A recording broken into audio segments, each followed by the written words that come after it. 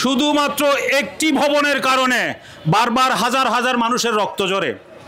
গণতন্ত্র পরাজিত হয়, রাতে ভোট হয়, দিনে ভোট হয়, পুলিশ বাহিনীর জীবন যায়, সাধারণ মানুষের জীবন যায় শুধু একটি ভবনের কারণে। বন্ধুরা আমার, মুগ্ধ আবু সাইদদের রক্তের বিনিময়ে নাসির কমিশন এখানে বসেছেন এবং এই রক্তের বিপ্লবের পরিবর্তে একটি কমিশন হয়েছিল যেটার নাম হচ্ছে আমাদের নির্বাচন সংস্কার কমিশন, বদিউল আলম মজুমদারের। এটা মজুমদার সাহেবের কমিশন নয়, এটা ছাত্রদের রক্তের বিনিময়ে কমিশন। সেই কমিশন একটি প্রস্তাব করেছে নির্বাচন সংস্কারের এবং রাজনৈতিক দল নিবন্ধনের, কিন্তু বর্তমান সিইসি সহ নির্বাচন কমিশন এই ছাত্র অভ্যুত্থানের পরে গঠিত সেই কমিশনের রিপোর্টকে অগ্রাহ্য করে, সেই প্রস্তাবকে অগ্রাহ্য করে ফ্যাসিস্টের আইন অনুযায়ী রাজনৈতিক দলের নিবন্ধনের উদ্যোগ নিয়েছে। তারা কত ধৃষ্টতা দেখাচ্ছে!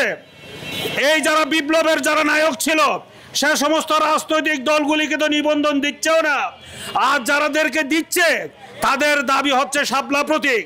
কিসের কারণে তাদেরকে শাপলা দেওয়া হচ্ছে না? শাপলা তোমাদের বাপের প্রতীক নাকি? আমি চাই অবিলম্বে তাদেরকে শাপলা প্রতীক দিতে হবে এবং অন্যান্য যারা রাজনৈতিক দল বিপ্লবের পক্ষে এবং যোগ্য যারা আছে তাদেরকে নিবন্ধন দিতে হবে।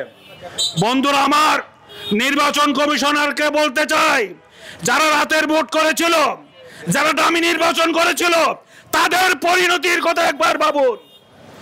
এর চেয়ে কঠিন পরিণতি আপনাদের জন্য অপেক্ষা করছে। আপনারা একটি দলের সকল দেশের সকল অর্গান নিয়ন্ত্রিত হচ্ছে ডক্টর ইউনূসের দপ্তর থেকে, আর মনে হয় শুধু একটি দপ্তর, বিদেশি কোনো সংস্থা কিংবা বিদেশে অবস্থানরত কোনো ব্যক্তির ইশারায় এই নির্বাচন কমিশন পরিচালিত হচ্ছে। অবিলম্বে এই নির্বাচন কমিশন যদি নিরপেক্ষ না হয়, নিরপেক্ষ আচরণ না করে আম জনতাকে সাথে নিয়ে অতীতের নির্বাচন কমিশনের যে পরিণতি হয়েছে, আজিজ জকরিয়া কমিশনের যে পরিণতি হয়েছে, হুদা কমিশনের, রাকিব কমিশনের যে পরিণতি হয়েছে, এই নাসির কমিশনেরও সেই পরিণতি ভোগ করবে। তিনি বলেছেন সকল দলের জন্য তার দরজা খোলা, তার দরজা খোলা, কিন্তু মনে হয় চাবি তার কাছে নাই। চাবি ভিন দেশ থেকে, দেশের বাইরে থেকে চাবি জমা দিয়ে আছে। তার কাছে ইশারায় অন্য দলের নেতাদের সাথে সাক্ষাৎ হয়।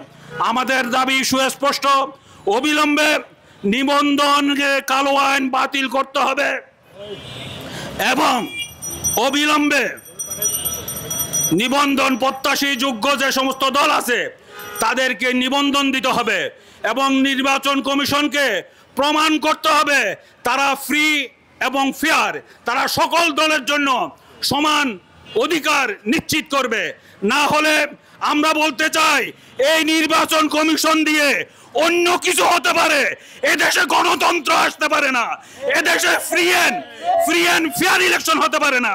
তো যে কমিশন রক্তের বিনিময়ে গঠিত কমিশন, যে কমিশন যদি গণতন্ত্র ফিরিয়ে নিয়ে দিতে না পারে, ফ্রি এন্ড ফেয়ার ইলেকশন করতে না পারে, সেই কমিশনকে উৎখাত করার জন্য আমরা সকল দল মাঠে নামবো।